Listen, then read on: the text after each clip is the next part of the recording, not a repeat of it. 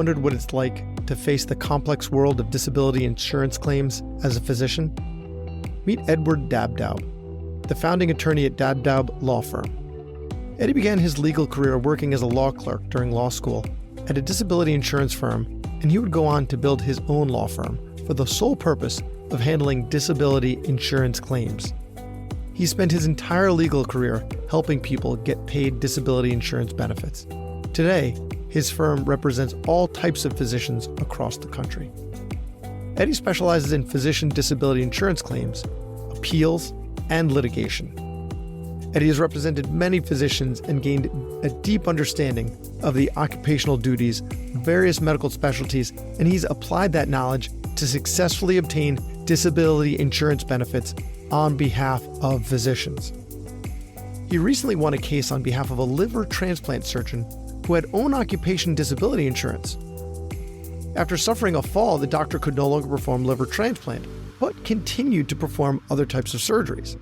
His insurance company denied his total disability claim on the grounds that he had more than one occupation, because prior to his disability, he performed other types of surgeries when not doing liver transplants. Eddie successfully argued before the federal court that his occupation was that of a liver transplant surgeon.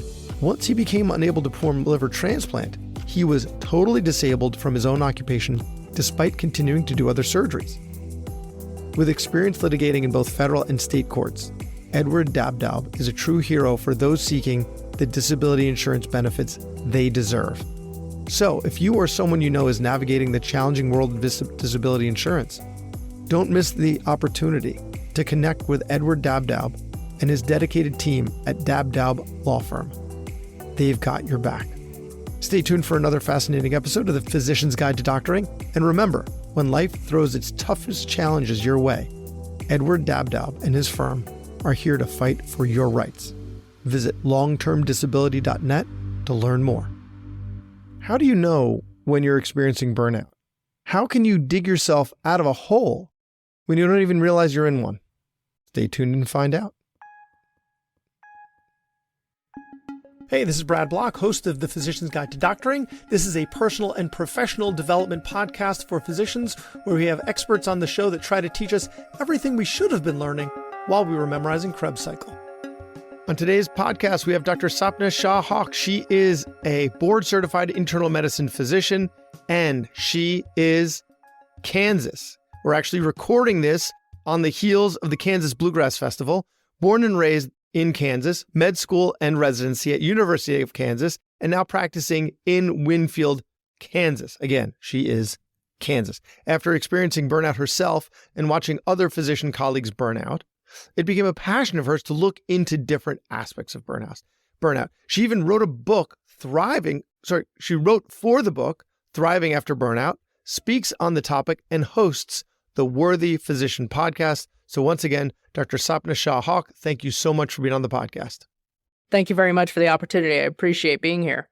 So your podcast is called The Worthy Physician. So let's start with that. What is a worthy physician? I don't want to know what an unworthy physician is. We're not going to go down that dark path. But what is a worthy physician? Any physician that is alive and well. When I say alive and well, I mean alive and breathing. So just by being alive, right? Just by being alive, we're worthy. And I think that a lot of times that we overlook that part, that we're human. We don't have to be perfect, but we are worthy in spite of our imperfections. Got it. So we tend to beat ourselves up. Like, I don't belong here. I don't deserve to be here. I'm not giving as much as I should. I'm not worthy of the responsibilities that have been bestowed on me. So just the fact that we are showing up as physicians is what makes us worthy. I mean, and we just put the physician aside. The fact that we're human showing up, trying to do the best that we can every day, that makes us worthy right there. So then is there anyone that is unworthy? Or are you just saying like everyone who is currently on this earth, not to say that those who have passed are now unworthy, what you're saying is like, let's open this up and everyone is really worthy of love. So expand on that. Exactly. You're going down that right path, that we don't have to be perfect to be worthy of love, of happiness, of being comfortable in our own skin, being our authentic selves. Just by being human and showing up, That makes us worthy. Let's put aside the perfectionism that we're taught. Let's put aside the drinking that cup of Kool-Aid. Just by being human and showing up, that's it. That's all you need to be worthy of love, affection, safety, psychological safety, all of the above. You contributed to the book Thriving After Burnout, which is about female physicians who did just that. So tell me about your journey that you contributed to the book. I've been through burnout twice in 2016 and 2019/2020. I did not have the verbiage for it. And it really wasn't until my best friend from medical school and residency died from suicide in 2019 in her office that really made me start reading, and that's where I came across the verbiage of burnout. That's when I came across the fact that the physician suicide rate is much higher than the national average. It's probably the highest among professions in general, and that female physicians are more likely to die from suicide than their male counterparts. Do you want to elaborate a little more about your journey? So that opened your eyes to what was going on, and you said you didn't have the verbiage at the time, so it kind of enlightened you into like the fact that it was so common. Take us a little further down your journey. I love being a physician. I don't think that there's a better profession out there. It really is a beautiful profession, and it has its dark side. When I came out of residency and I was doing inpatient, outpatient, and on the weekends when I was on call, I was supposed to, I don't mind going in. That's what I signed up for. But when I'm not on call and I still got called, and there was this culture of always saying yes. When I was on vacation, when I had a sick family member, it was very difficult to not get called or find somebody to cover for me so I could go visit that sick family member who happened to be my mom. There was some pushback of, well, X, Y, and Z. And for me, when I don't have that time away with myself or my family or to do things outside of medicine, because it's not something I eat, sleep, and breathe. I like doing other things that I have various interests, just I think many humans do. So I would start coming home and I would want to be isolated for about half an hour to an hour. Really would not want to, I really wouldn't even want to talk to my dogs. And, dogs are pretty... Yeah, they're good listeners. They're great listeners. They raise an eyebrow, make it look like they're listening and understand what you're saying. Then that eyebrow goes back down. They get back to pensive. It's great. But it's a problem when, I don't even want to do that. Definitely had trouble sleeping, became pretty irritable. And that's honestly, again, that's contradictory to my nature. So when did you realize that it was burnout that you were experiencing and not, it sounds like it could be a whole host of other things. That's a great question. And I didn't have that verbiage until, 2019, 2020, when I started reading about all this. So I think a lot of it was hindsight. I do think a lot of it was hindsight. But then how did you dig yourself out of there? Like it sounds like you're in a pretty deep, dark hole. It was one of, gosh, something's got to change. And my mom becoming ill really was a focal point for me. Yeah. If I can't be there for my family, then something's got to change. So I ended up switching positions to where it was outpatient only and where I could spend more time with my family. So the book is Thriving After Burnout. So it sounds like you switched some things up to kind of get you out of that hole. But how did you get to thriving? If that's even where you are.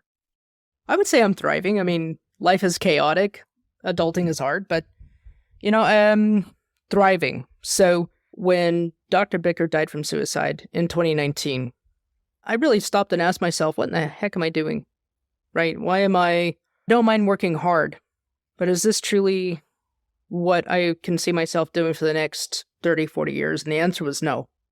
With a small family and, again, multiple interests outside of medicine, mom's health declining, I still needed more time to do what was important to me.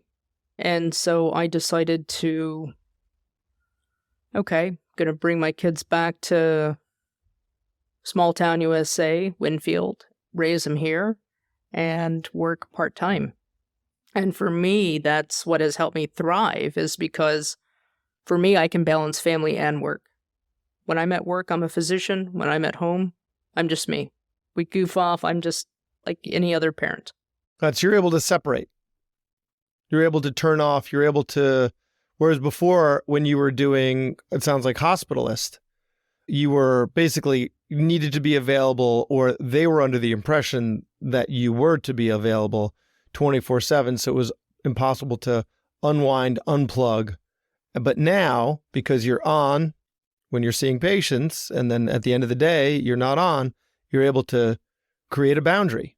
Correct. And for me, that was the most important part. What do you tell to physicians that are in a similar situation to you when you were in that deep, dark hole, right? What do you tell the physicians that are in the throes of burnout? It's hard to recognize. I mean, it's really hard to recognize, right? It's just stress. I mean, up until 2019, I honestly just chalked it up to stress and live and learn. And I was actually doing inpatient and outpatient both. So traditionalist or comprehensivist. What I tell people is, hey, you know what? Look at what you need. What you need as far as, I mean, financially, what do you need to support your family? What do you need to support you? Whether that's physically, emotionally, mentally. What do those hours look like? And start to define that. And if you can't define that, then sit down and really ask yourself, what's important to you? Like, what's important to you as far as core values? Authentically, what is important to you as far as, do you want to stay in medicine? Do you want to pivot? And if you want to do something else, then what is that something else? But you really have to look at what you want. I think those are the biggest questions. And then start outlining what can you tackle first. So it sounds like a part of your burnout was a lack of autonomy. If you are a physician who owns the practice and you're like, I am spreading myself too thin. I can't take care of my mother. I can't even find time to visit her because I've got all this on me with my practice. Clearly, I need to offload some of this.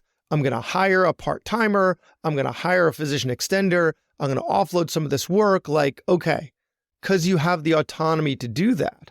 But you were in a position where there was no autonomy and their expectation was that you were just at their beck and call. How did we get here as a profession where that is a position that we can put ourselves in? In other podcasts, I've talked to other guests and you know, it seems like when we were in high school, when we were in college, like we were towards the top, we had to do well, right? We were leaders. And then we went to med school and came out the other side. And now we're the labor, not the management. So how did we end up in this position where we're the labor and not the management? It was mostly the culture among the physicians. I'll tell you that much. I don't mind working hard, right? None of us graduated from medical school and did residency because we're lazy. So it's not lack of drive. But it's the problem with the lack of respect. Being the new kid on the block, I was expected to say yes to everything. And when I tried to say no, it was, oh, well, you don't like to work. No, that's not the truth. I don't mind working. But the problem is that even a car needs to rest. You need to turn off your computer. You need to recharge your phone because, well, that's equivalent to sleep for a human. And if I'm getting woken up every night or every other night, or if I'm supposed to be off that weekend and I'm getting called in because you can't manage your patient, well, then that's on you, not on me.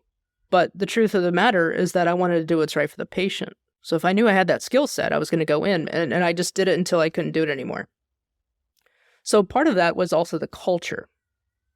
And that's not a culture that we know is sustainable.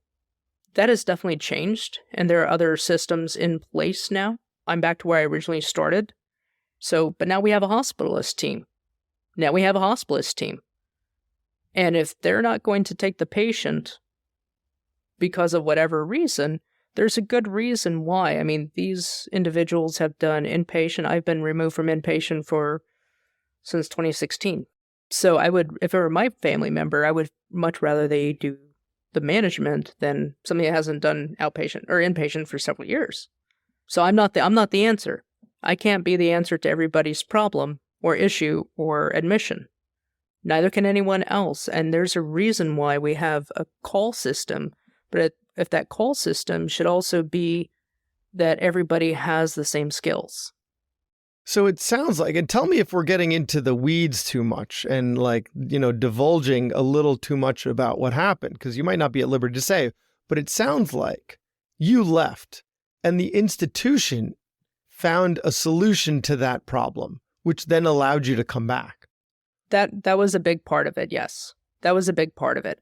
So how did that take place? Was it that like, you're like, this is my problem, this is why I can't work here anymore, I'm going to go work somewhere else, and then they solved the problem and invite, like, tell me what took place there. And this is where I'm not sure you're going to want to answer the question.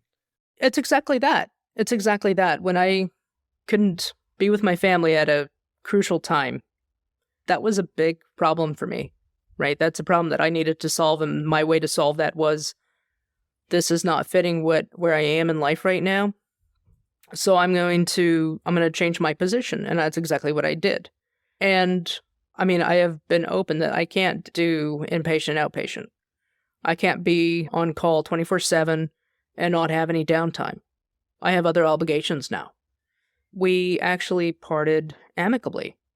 I mean, I am grateful for what I learned, what to do and what not to do.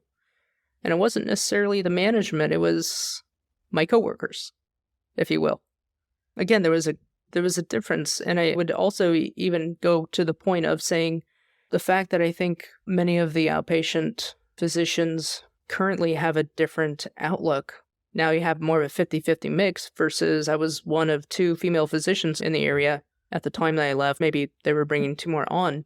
I think that also throws into the mix what you're willing to do or not to do.